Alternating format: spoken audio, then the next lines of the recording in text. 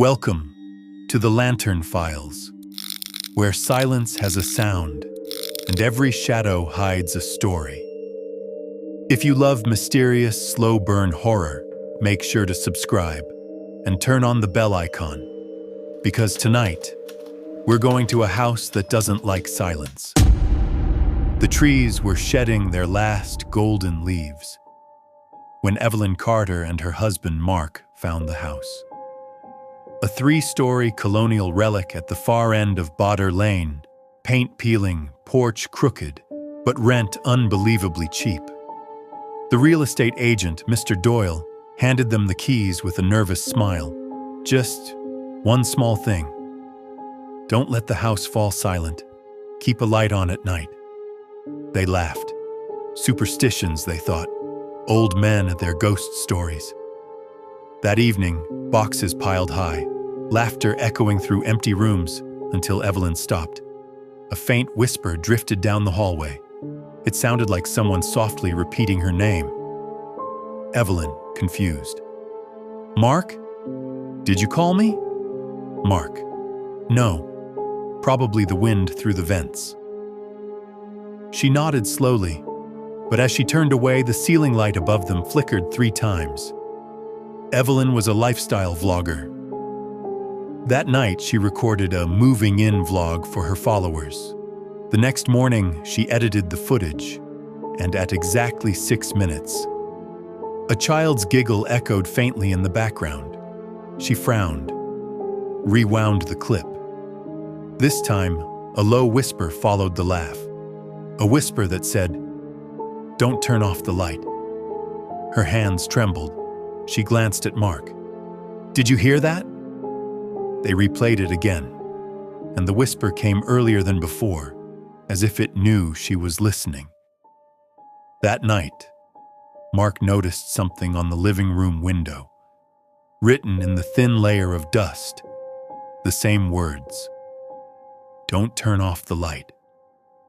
At the top of the staircase behind the attic, they found another door, boarded shut with thick wooden planks. Curiosity won. Mark pried one plank loose. A breath of air colder than winter rushed out. Through the narrow crack, Evelyn saw a rocking chair gently swaying. Inside, a half-burned candle glowed faintly. Later that day, an elderly neighbor stopped by, Mrs. Hawthorne. "Evelyn, we found a sealed room upstairs. Do you know why?" Mrs. Hawthorne, visibly pale. "Oh dear, you opened it?" "That room belonged to the woman who lived there before you. She used to talk to the walls," said the house whispered back. Evelyn leaned closer. "What happened to her?" Mrs. Hawthorne's voice dropped. "One night, she vanished." Only her voice remained. She turned to leave, then paused at the door. "Whatever you do, never let the house go dark." That night, clouds swallowed the moon. At midnight, the power failed. Darkness fell like a curtain. Evelyn lit candles while Mark searched for batteries. The silence felt heavy, like the air itself was listening. Then, right beside her ear, a woman's voice whispered, "Thank you for the light." The candle's flame rose higher, thin and trembling, and in its glow, Evelyn saw something in the mirror. A woman, standing behind her. Smiling, she turned. Nothing. Upstairs, Mark screamed. Evelyn ran up, heart pounding. The attic door stood wide open. The rocking chair had stopped moving, perfectly still. On the floor, the flashlight lay melted, yet the air was freezing cold.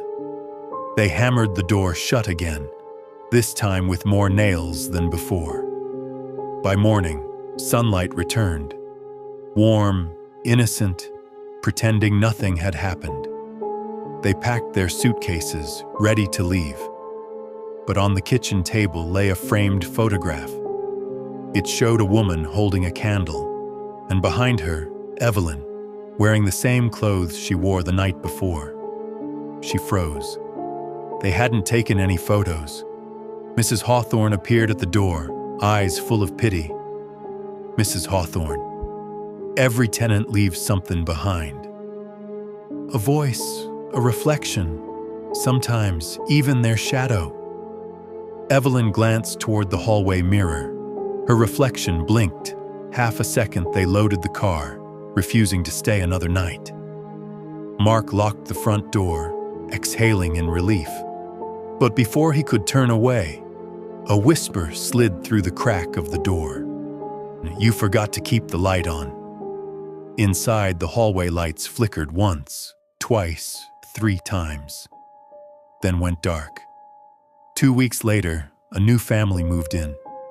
Mr. Doyle handed them the same keys with that same uneasy smile. "Mr. Doyle, it's a lovely home.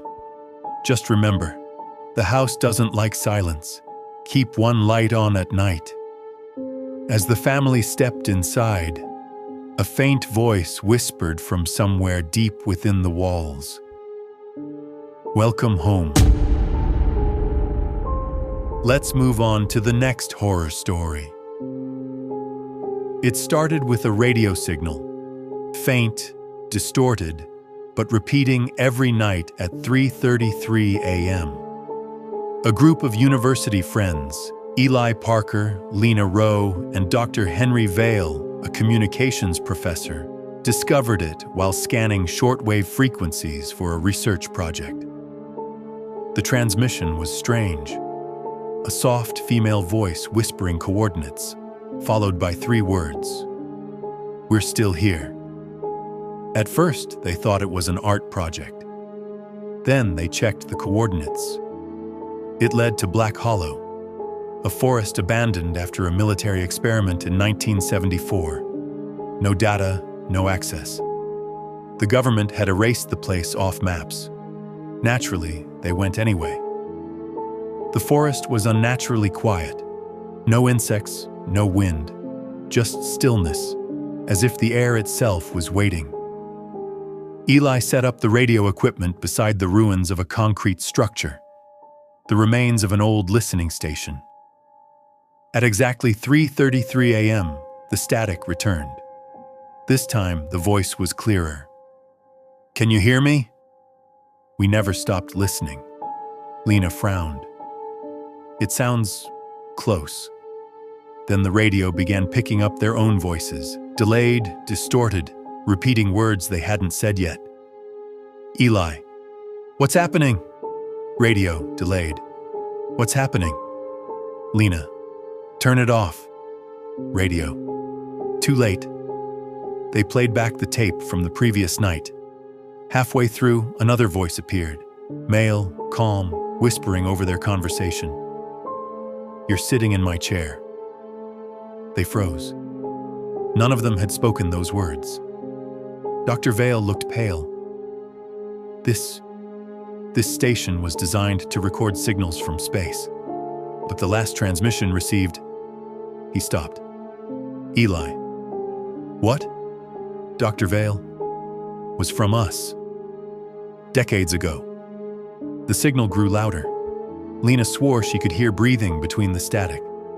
Eli adjusted the frequency, and for a brief second, they heard themselves, screaming. Then the generator died. Darkness. In the silence, the radio clicked on by itself. The woman's voice spoke again, but this time, it used Eli's voice. "We found you." The air pressure dropped. The metal walls began to hum, vibrating like a heartbeat. Lena shone her flashlight toward the console and saw handprints forming on the fogged glass, pressing from the inside. Only one recording was recovered.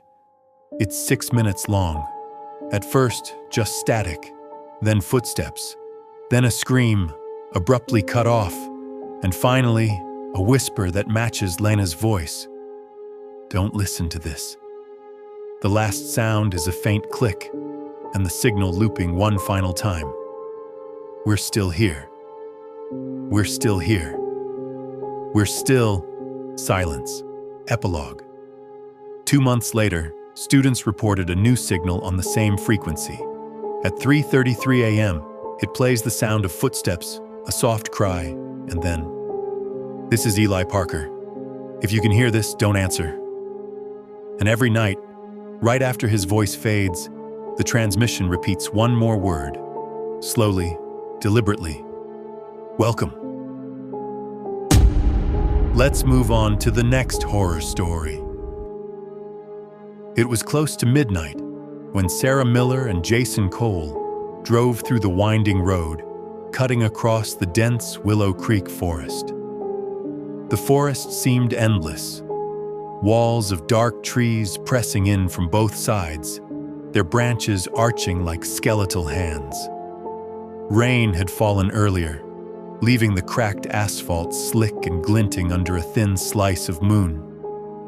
They had spent the weekend at a secluded cabin. No neighbors, no phones, just quiet. Too quiet, perhaps. Now, heading home, the silence inside the car felt heavier than the fog outside. Jason tapped the dashboard. "Weird. Gas meter's dropping fast. I filled it this morning." Before Sarah could reply, the car jolted violently. The headlights flickered, then died. The engine gave one final cough and went silent. Jason swore under his breath. Great. Middle of nowhere, Sarah checked her phone. No signal. She sighed. "You're kidding me." Jason grabbed a flashlight and stepped out into the cold night air. The beam sliced through the fog, catching glimpses of wet leaves and glistening bark. Sarah watched from the car, hugging herself. The forest had gone completely still. No crickets, no wind, nothing. Just a distant hiss of mist. Then she heard it, a whisper, soft, fragile. "Sarah." Her breath caught.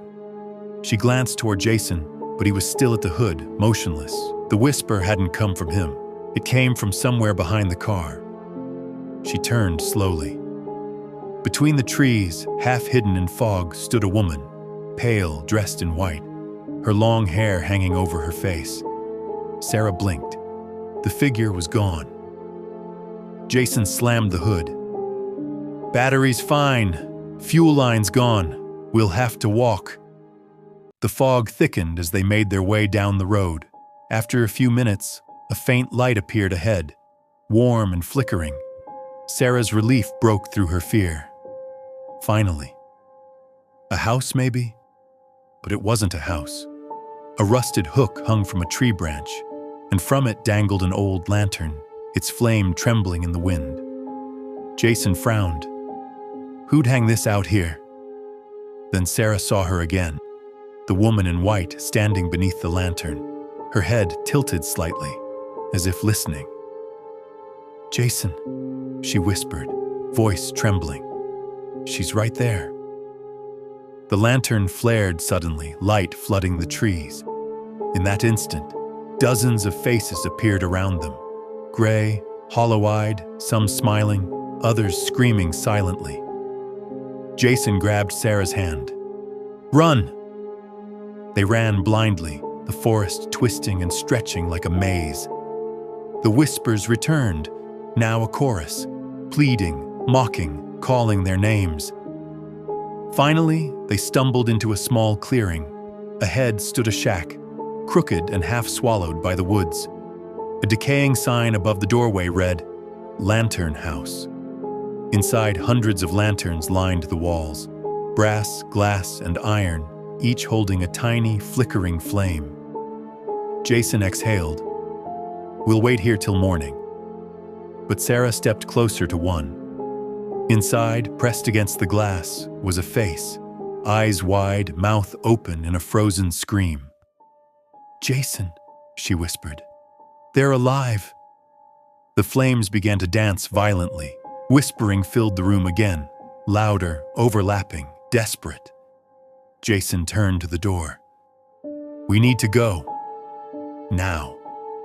But when they burst outside, the forest had changed.